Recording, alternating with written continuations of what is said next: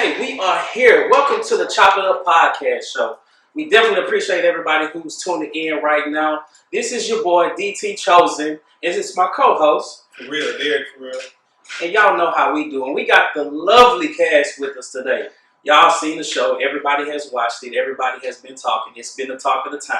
It's been a little, oh man, this is going on. This is going on. So look who we have here today. Today we have the talk show host, the self-love advocate, the inspirational speaker, the author and member of the Alpha Kappa Alpha sorority, Miss Wynter Patterson. Y'all give it up.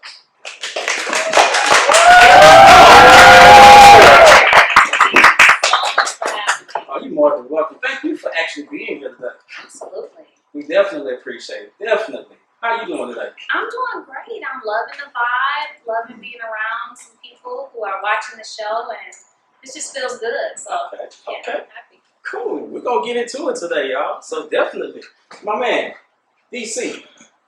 Yeah, so let me introduce, ladies and gentlemen, we had a CEO, the entrepreneur, the fashion designer, the Kappa Alpha side fraternity, and the Car Gawd. The Car Gawd. In the building. Hi, what's up, man?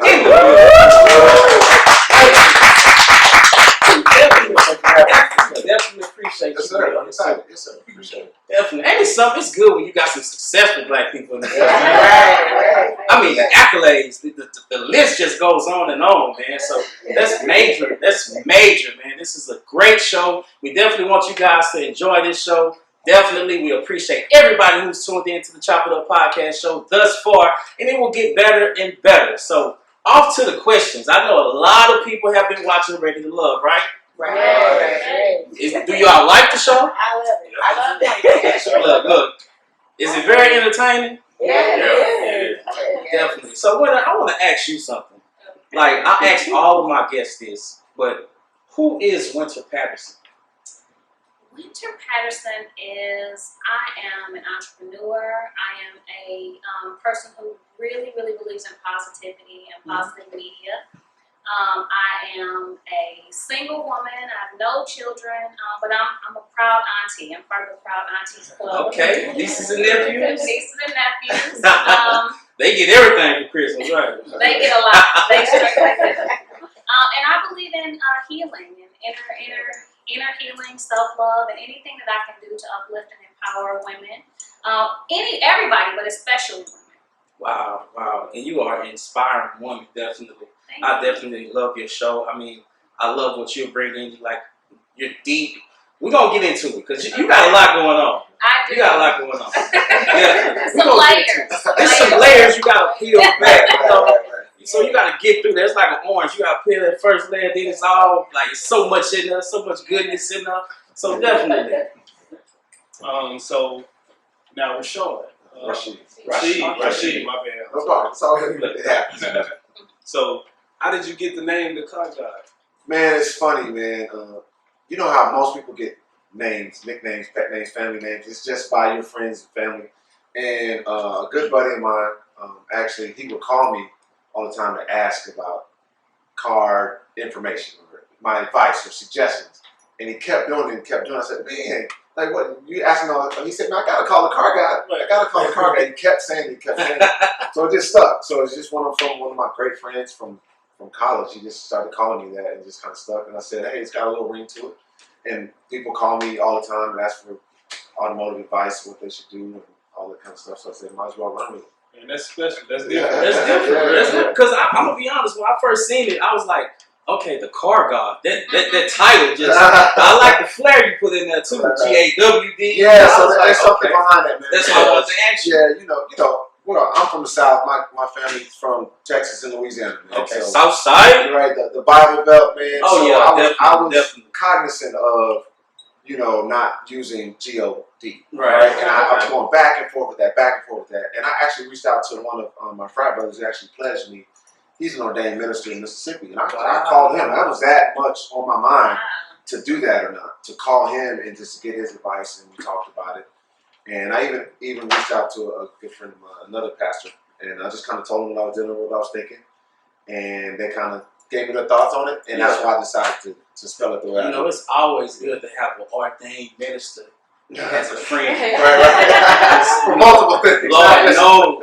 Absolutely. Those phone calls are very interesting. I'd love to be a fly on the wall when you ask me some certain questions. Yeah, for sure. Because just to have that type of friendship with someone, especially who has that walk, it's a very profound friendship. It's something you can hold on dearly. Especially with us, we all go through so many things out here. So to have somebody that's walking that walk and talking that talk, to be able to say, "Hey man, I'm going through this. Let me talk to you about it," and open and welcome. Yeah. Okay, cool. So Miss Wynter, I don't know how to ask this, but I'm gonna ask this, and you can answer this how you want to. Have you dated since the show? I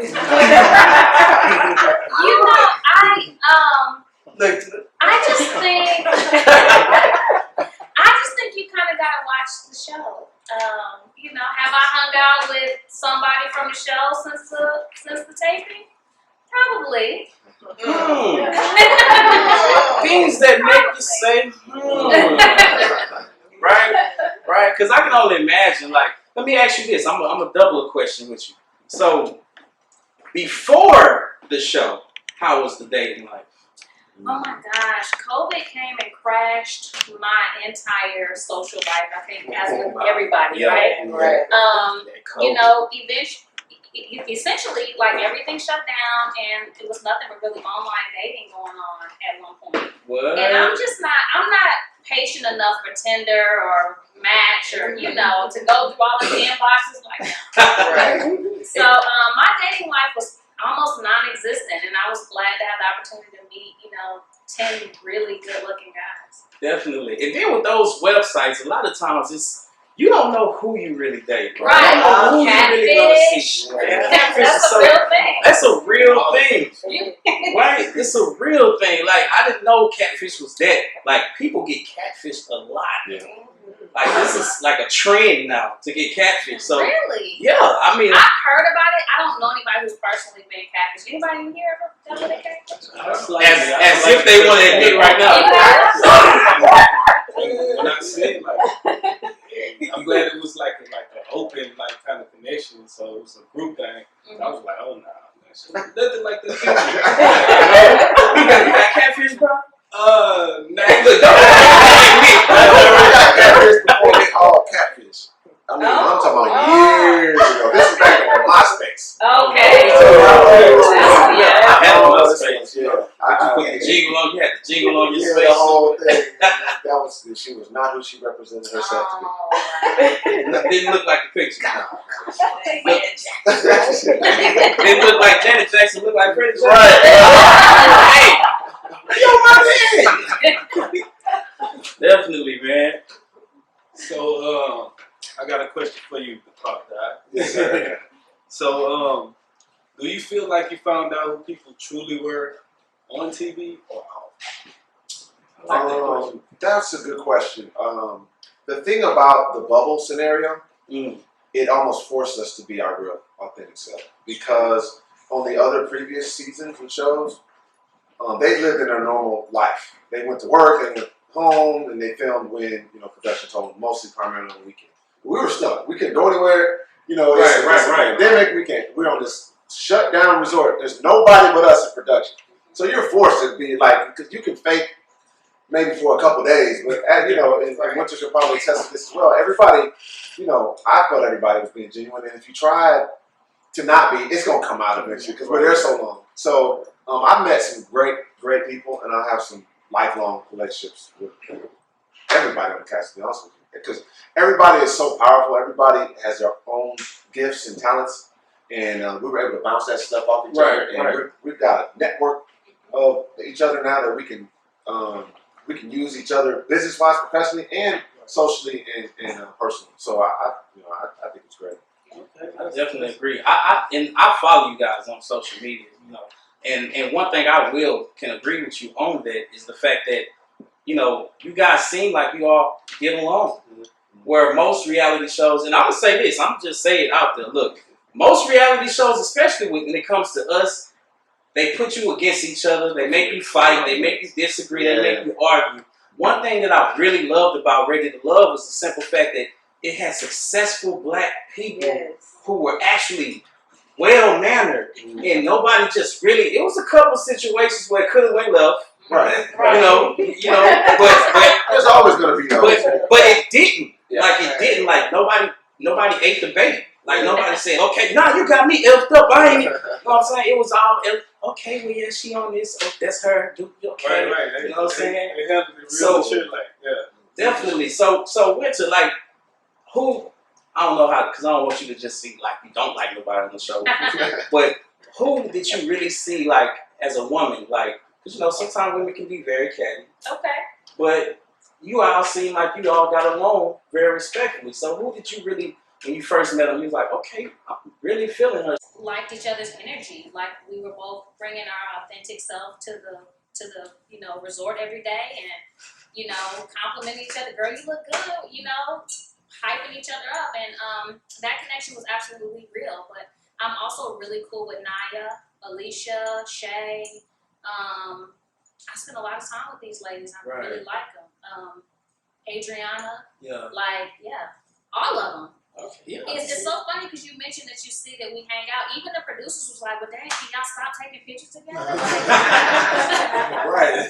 But Turn the show, right? we, That connection is there. maybe it's a Houston thing. It might be because we different. Yeah. We different. We set the tone whenever we go places. I know every time I went somewhere or traveled somewhere, Houston, it's like I don't even really. Maybe I do sound Houston or so southern that they automatically assume I'm Houston. But it's like, man, you from Houston, huh? I ain't have on no Houston shirt. Yeah, I am. You know what I'm saying? So you might be right. A lot of us get along down here versus what a lot of people would assume happens. Yeah. So definitely. Okay. Y'all hear that? Yeah. Black women sticking together. Yeah. That should be a whole nother show. Right. For real, man. I love it. So, since you mentioned like the style, because that's one thing I noticed. I was like, man, everybody dresses so well. Like, my question, Wynter, is like, do you guys have stylists on the show? And you can answer this as well. Do you guys have stylists on the show, or is it more so you guys are just good at styling yourself? I think you kind of had to know, what you like and what looks good on you. We didn't know what the days were going to look like. And we would film like sometimes 18, 19 hours a day, which might be 3-4 outfits. Yeah. So I think we just went into it. I don't know about you, Rashid. Like, I'm just going to bring everything cute. I'm going to buy about $3,000 worth of stuff online, pack it all in the bag, and hope it works out. I can only imagine what them suitcases look like. Everybody had like 2 to 3. Yeah, big for sure. suitcases. For sure, she's on the run. Same for me. We didn't have a lot of things that the other seasons had because we were on the bubble, and we had to get out of town prematurely because I forget the name of the hurricane that was supposed to hit Houston. We didn't get a drop of rain from what I heard. We're getting out of town. It's words on. We were traveling during that time.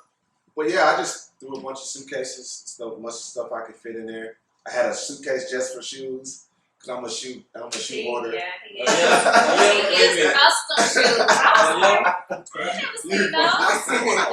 So yeah, that was it. And then I'm constantly checking what the weather's gonna be like. And just trying to put stuff together. That's all we had though.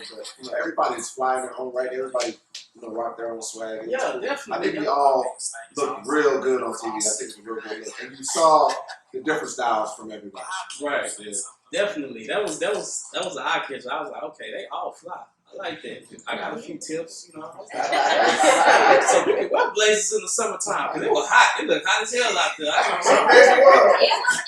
We were there long enough for it to go hot to cold. Yes, we were there for a season change. There was a point where it was like, okay, no more pool. Yeah. Right, because when we got there out there, I was like, damn, it's feel like Houston. Hot, muggy, humid, the whole nine. I'm like, what the hell? We were swimming, all that stuff. And then towards the end, it's like, nah, that pool cold.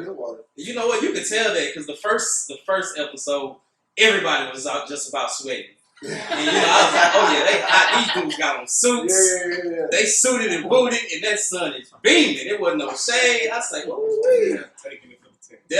Definitely. Sure. So Rashid, I want to ask you this. You can answer this too. How would you compare Real Love to other reality TV shows? How would I compare the show to other ones? Yeah.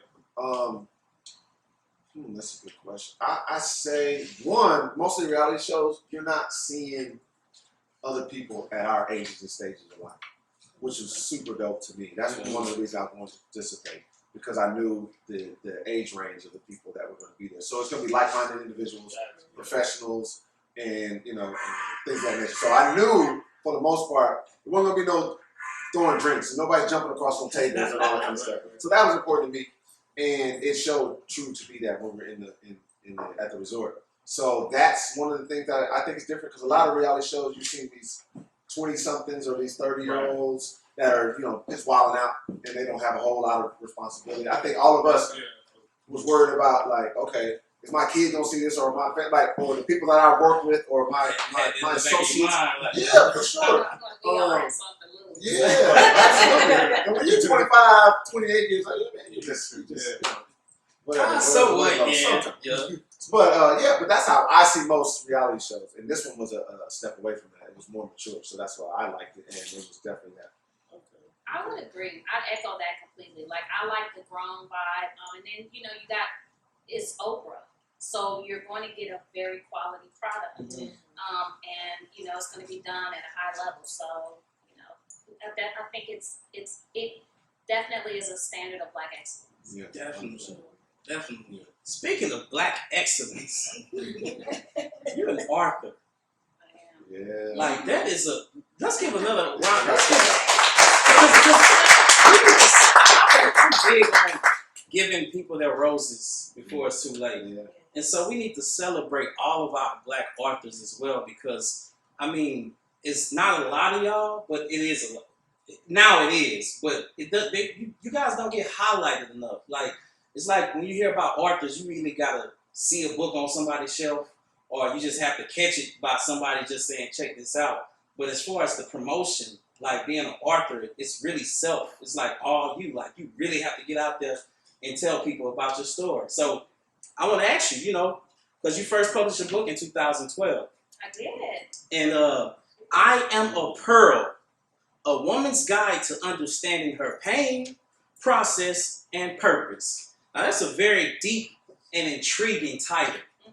So I want to know, what made you want to, call it that? Like, what made you write this book? I've always had the desire to help see people heal and live their absolute best lives. Mm-hmm. And I wanted to put out a message to women that nothing that you've done diminishes your value. A lot of times we get stuck in, okay, I did this, or I came up this way, or, this relationship did this to me. And I wanted to remind people that nothing that you've done changes who God says that you are. Nothing changes your power. Nothing changes your ability to do amazing things in this world. And so I asked God, I said, God, help me to minister through my pain. Help me to take everything that you give me, everything I learn in therapy, every book I read, and give it back.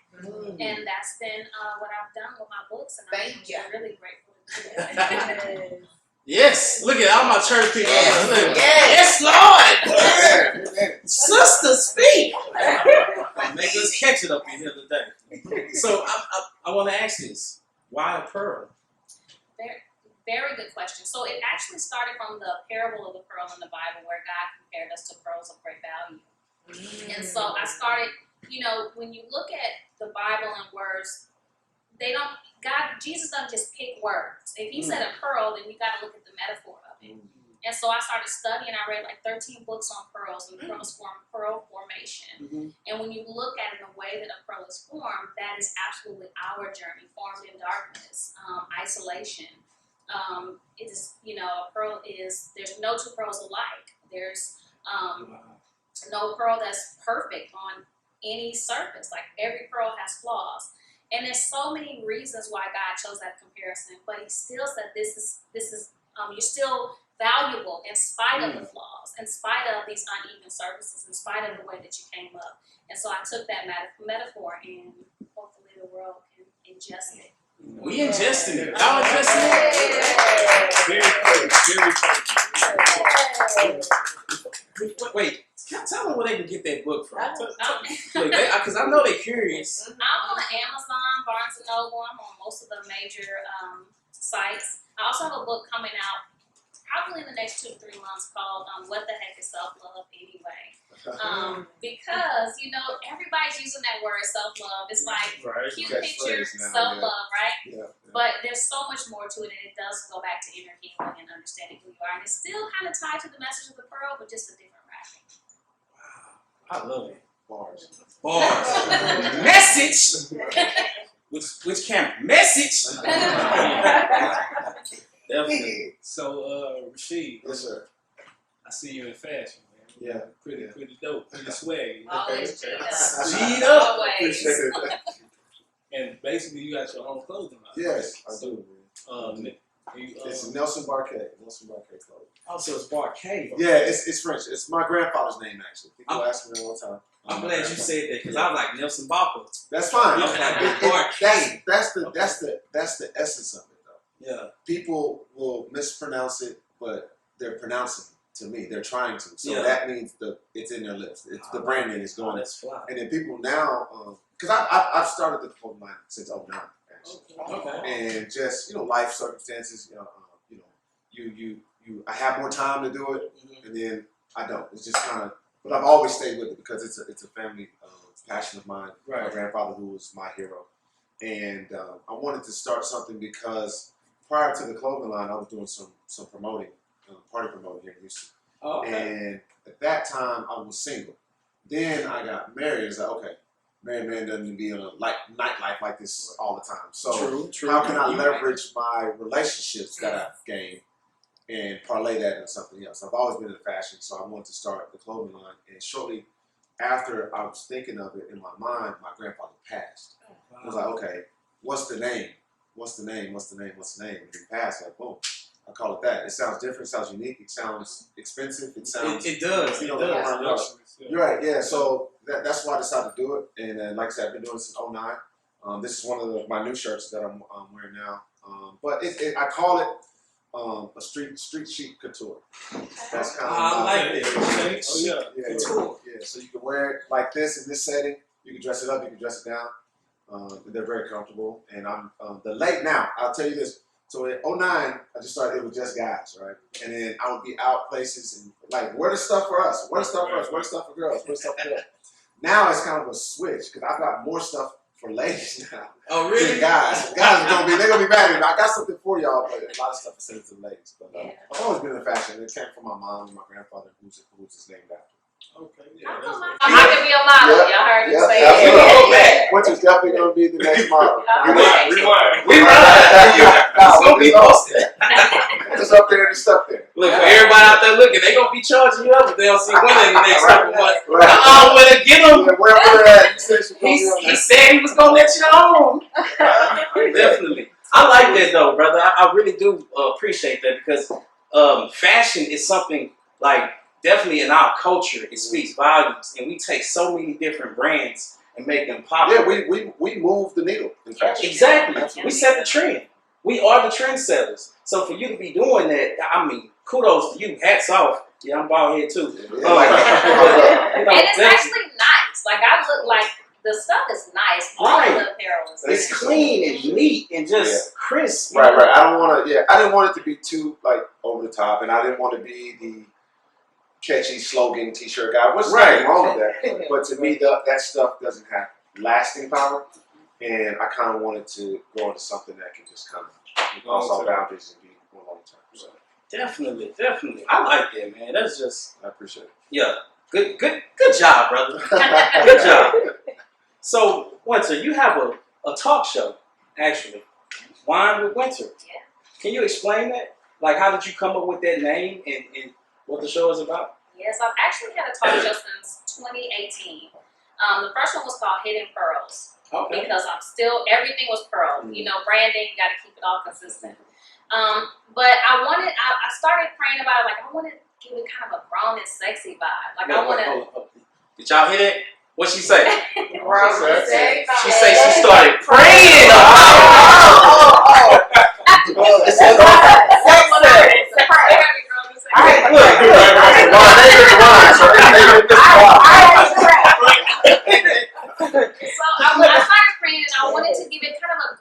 feel, a grown and sexy vibe where I could come and you can still get inspiration. You can still get pearls of wisdom from people, but just in a really kind of grown and sexy vibe, comfortable environment. And so Wine with Wynter was born. And the idea behind it is I want to show people in their very best light. And also give my audience nuggets of inspiration. So you can hear how, you know, like Rashid started his clothing line. Right. Or, you know, hear about what, you know, the leap of faith he took when he was 18 or, you know, whatever. So that's kind of the premise of the show. Right now, I am doing my castmates because I really do have some fascinating castmates I'm ready to love. Yeah, like, all of you guys are interesting. dope. Definitely. So you'll see pretty much everybody from the show on there. But I'm going to get TV Johnny in a couple weeks. Oh, my dude. Johnny. Johnny. What's up, Johnny? Yeah, I think talk to him. Yeah. Right, and then some of the local, you know, I shouldn't say local rappers because they're legends. Right, We right. think of them as local, but some of them and some of the actors that are coming into town, so it's gonna be really nice. Okay, definitely. So y'all make sure y'all stay tuned to Wynter and her talk show. That's gonna be nice. And we're on YouTube, so just look up Wine with Wynter. I'm really easy to find. Okay, and I see you working with Miko TV. Yes. What made you decide to work with Miko? I've been with Miko since 2018. Oh, really? And yeah, he, you know, I met him through a friend. A friend introduced him and said, "Hey, this, you know, Wynter, you should really know her." I came in with my idea, and Miko said, "I love it. I love your vibe. I'll put all the money you need behind it to make it pop." And we've been together ever since. Look at God. Yes. Super blessed. Yeah, absolutely. So shout out to Miko. Definitely.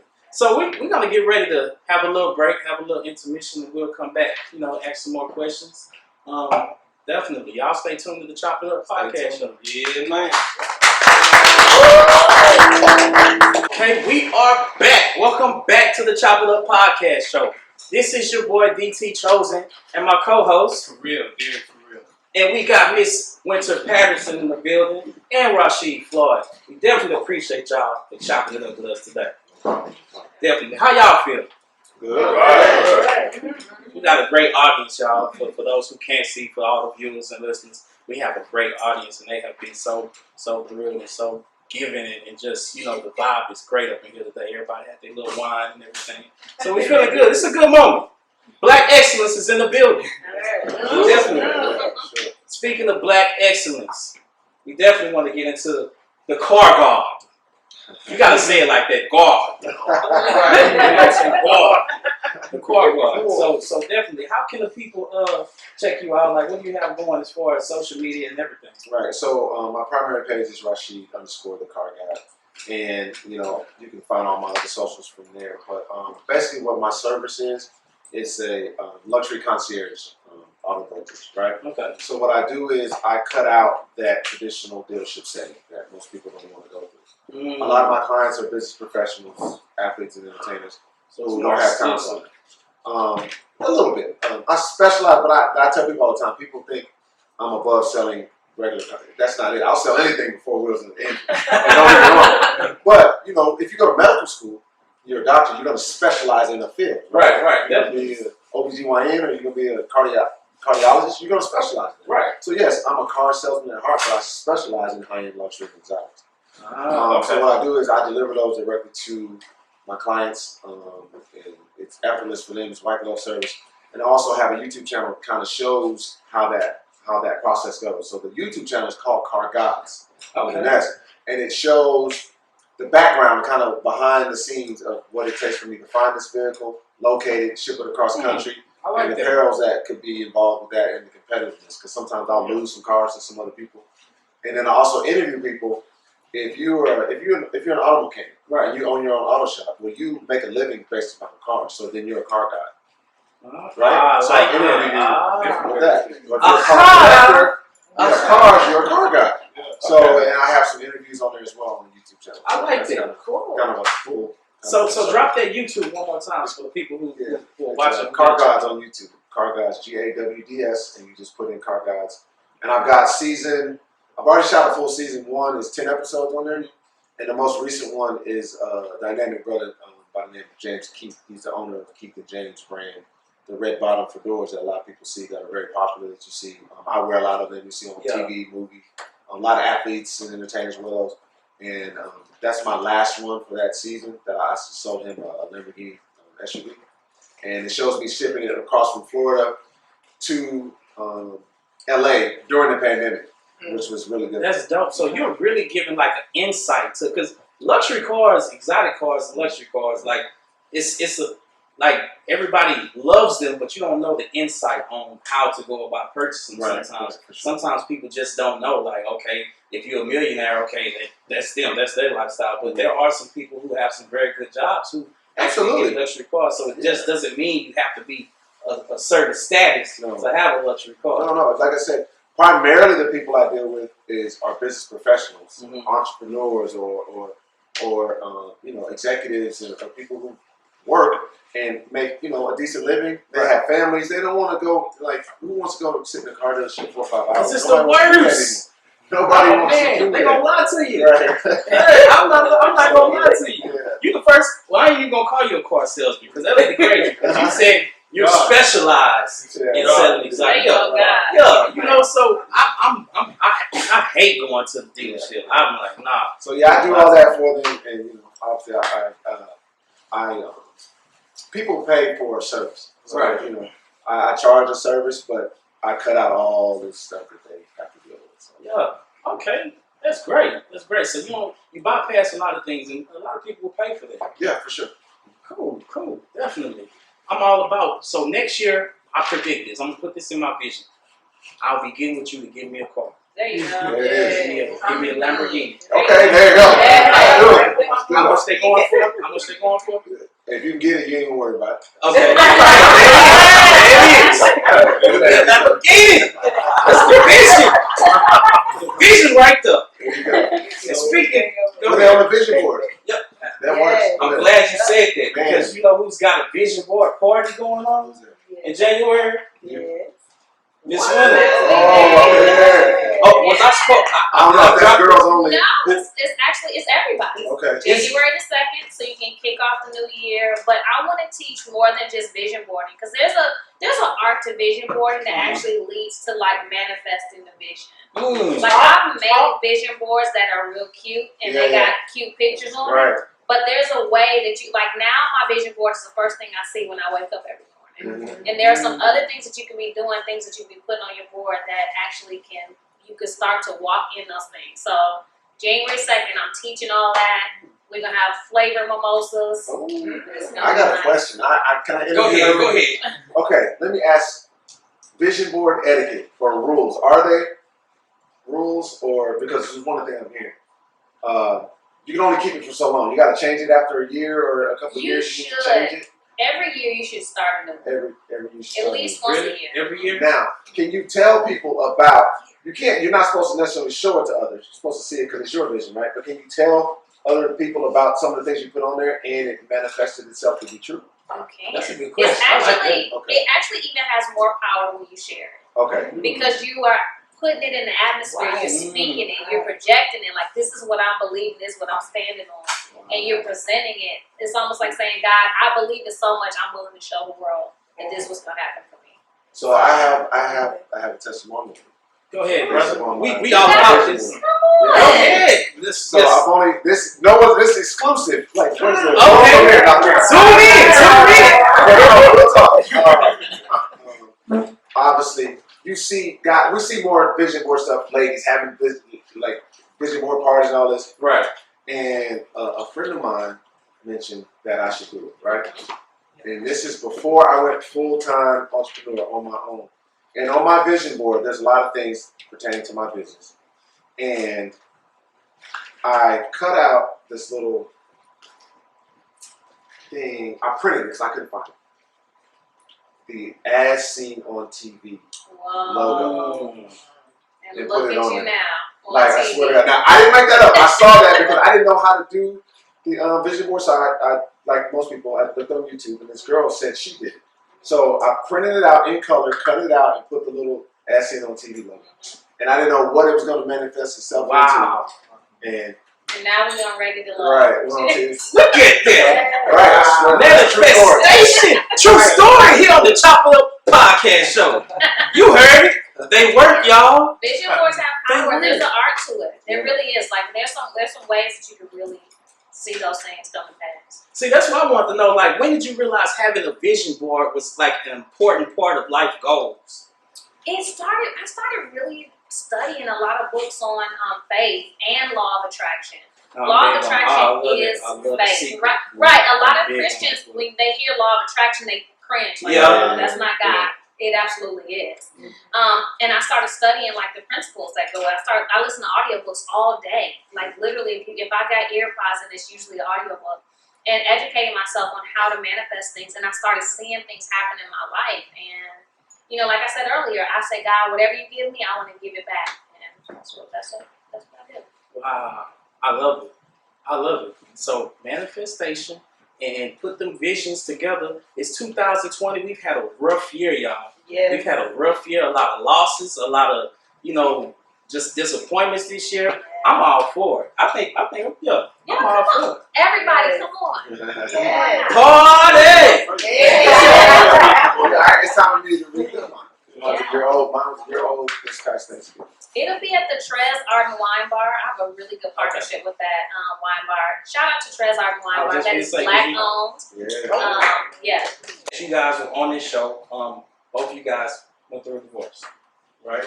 So you have a lot of knowledge on marriage, because a lot of people, what people don't realize is like sometimes when you go through it and it doesn't work, you gain so much knowledge off of what could have been done, what can do better. So for those who are watching and those who are interested in marriage, is there any lessons that you could give them, like any wisdom you could drop on those individuals who are interested or who are trying to work through some things, like anything you guys could give? Ladies first. I think one thing I learned about marriage is you really got to do your own individual work. A lot of people get married and they want to do group couples counseling and couples, premarital counseling together. And I feel like you probably need to do most of the work alone. That's my philosophy, because looking back at my situation, my ex-husband, everyone knows the story. There was infidelity very early on in our marriage. And so that, killed the trust, but I can also look back and see that I had some issues, some, childhood trauma that I brought into the relationship. And so had we both worked on our individual things, who knows what might have happened. We did couples counseling, which, that wasn't the most effective. I think you really need to work on yourself. Wow, I like that. I like that. Absolutely. I agree with that for sure, because I think sometimes in a group setting of counseling, you're still going to hold back a little bit from what you would share with your partner, because it may be embarrassing or they may not know that part of you yet, and you're still trying to suppress it. And when you're alone, you could probably work on it a little better. So I agree with that. My advice to those who haven't been married and want that, and I talk about this on the show. I don't think they haven't shown it yet, but I do talk about on the show that I enjoyed being married. I really liked it. I felt I was a better person being married. We were married for 10 years, and life happens. Right. I tell people all the time, they're sad about it, and yeah, nobody wants to get a divorce. True. And it's sad but necessary, just for the two of us. And we're great friends, and we're great co-parenters. We didn't have an ugly divorce at all. But I think in that is a level of respect and understanding, and to know that this person is not the same as you. Right. Even though you like it, we just got so much in common, blah, blah, blah. That's good and that's great, but I think people need to think about having those tough conversations early on, and your wants and dreams, aspirations, and fears, and what really gets you to a level where you shut down, and sometimes we don't express that thing. So I'd like to tell people that haven't been married and want to, it's not always going to be bubblegum and rainbows. It's not. It's not. It takes a lot of work. Right. But the bubblegum and rainbows will outlast the bad days. Just know that there's going to be bad days coming. You just got to deal with those head on. I like that. That's some jewels y'all just dropped. Some gems right there. Y'all give it up for them. Give it up. So we're gonna go to the audience. We're gonna ask that y'all, keep the questions minimal. Anybody have a question? Please step up to the mic. Don't be shy.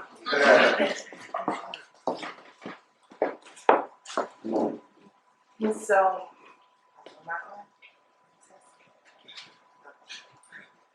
I would like to know, now that you're divorced, and now that you come to this realization of who you are and things of that nature, and you may possibly want to move forward, are you more inclined to having another marriage, like with all that?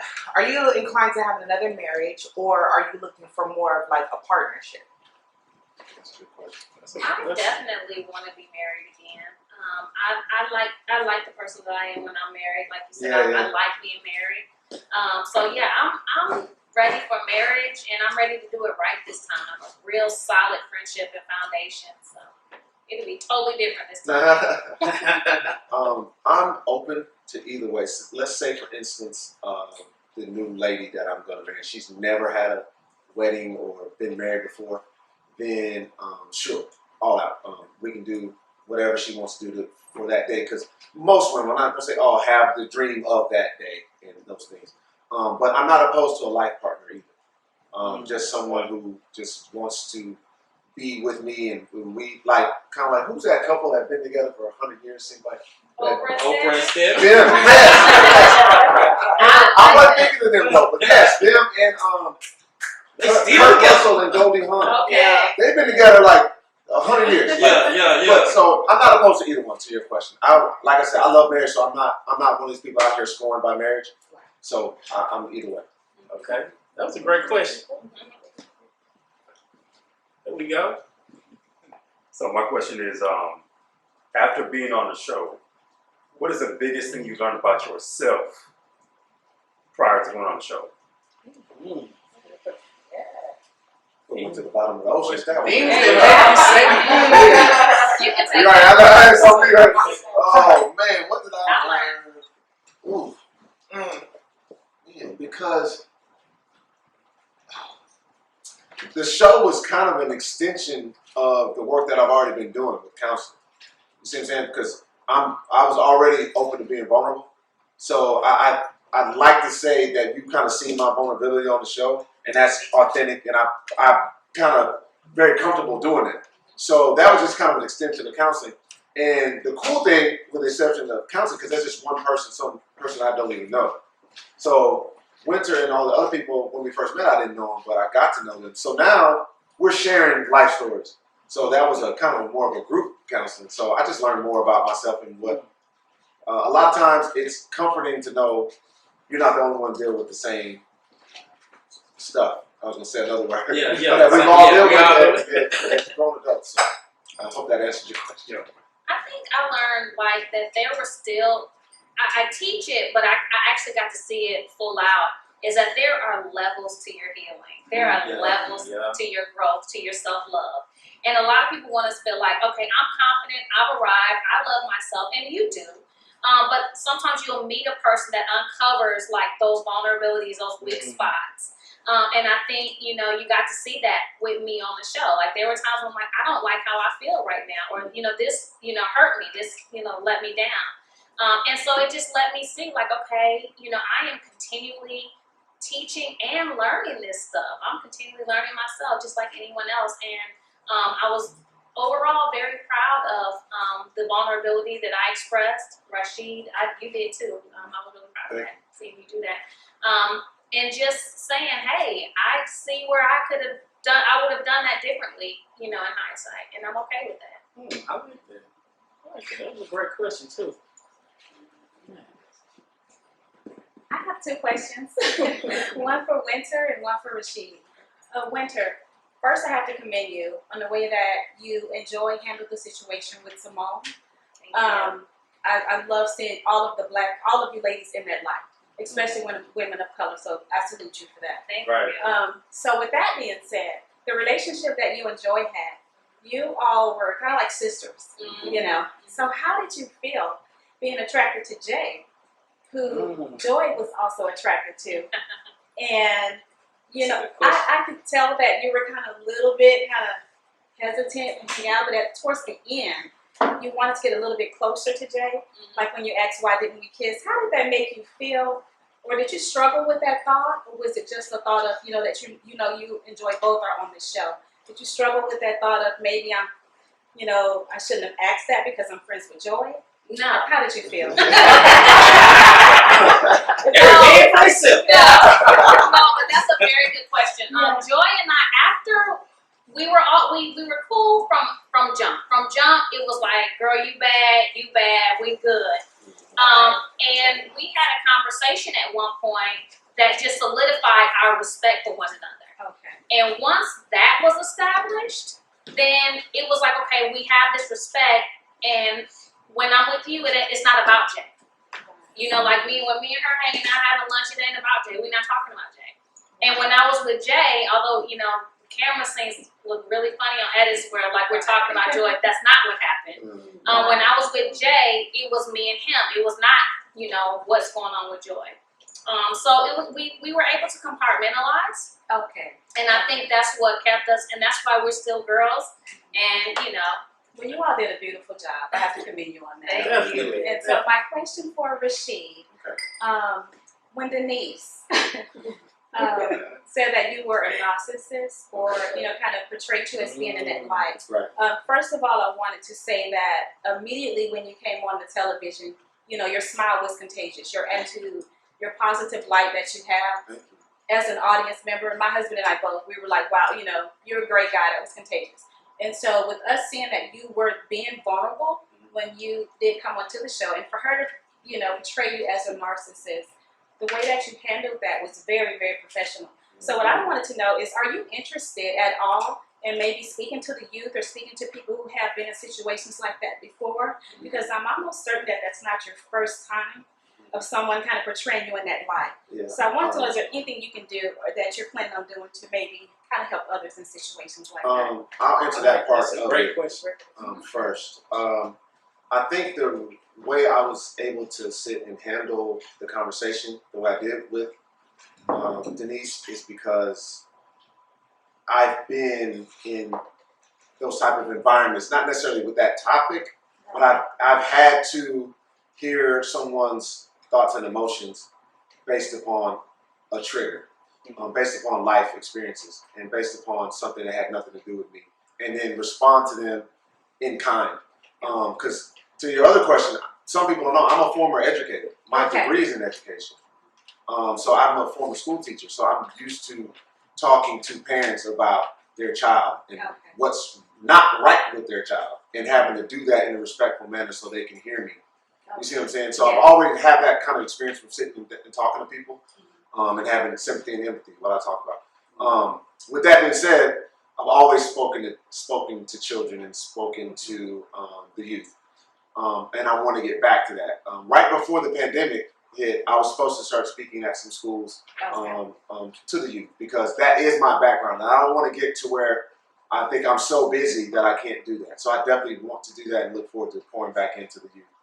And the other part of the question, I have never heard my name associated with the narcissistic word. Right. And then I said that on camera. And what you saw was my genuine reaction. Like, I was really hurt by it. Yeah, it hit you. Yeah. I was like, Right. Yeah. And, I was able to hear her out, and I told her, I don't have any ill will towards her because I know that wasn't coming from me. So that's why I handled it with compassion. Okay, well, thank you all so much, and you did a great job. Much respect to you. Thank you. All right, thank you. And I like to piggyback on that question, definitely, because I love the way you handled that, because it, like, that was one of, I said earlier, one of those situations where it could have went left, Right. and it didn't. And us as a people, we need to understand how important it is, because we need to have these kind of conversations, because it does happen. Like when she dropped it, well, he's light skinned, he's in a fraternity, and he talks about nice, and so I felt a little way, because I'm like, I'm tired of this rhetoric of light skin versus dark skin. Now, like you said, I've always heard that stuff. Yeah, Always had to deal with that, but never just the narcissistic. Right. So it's something that we definitely as a people need to eliminate and kind of just get back to being one with each other, no matter what shade. You know what I'm saying? So definitely, I love the way you handled that. I appreciate it. Definitely. So I think that's pretty much it for the questions. And that's pretty much it for today's show. We definitely Well, I thought I was gonna get a chance to air my grievance with Rashid. Breaking news! Breaking news!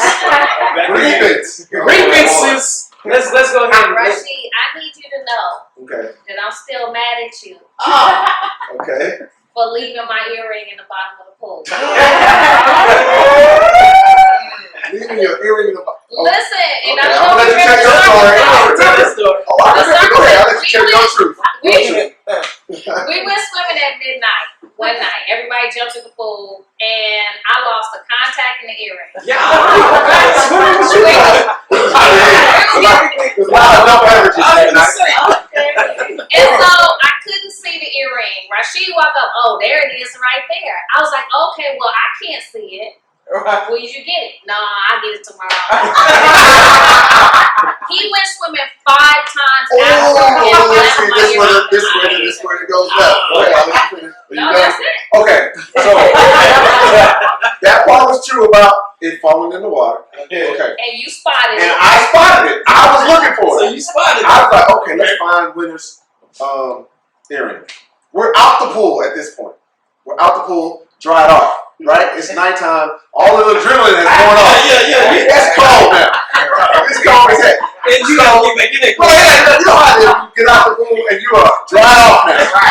And like, that earring ain't going nowhere. I will get it tomorrow when we come back to the pool. Okay. What happened was, and you remember how we talked about how the weather shifted? Yeah. Oh man.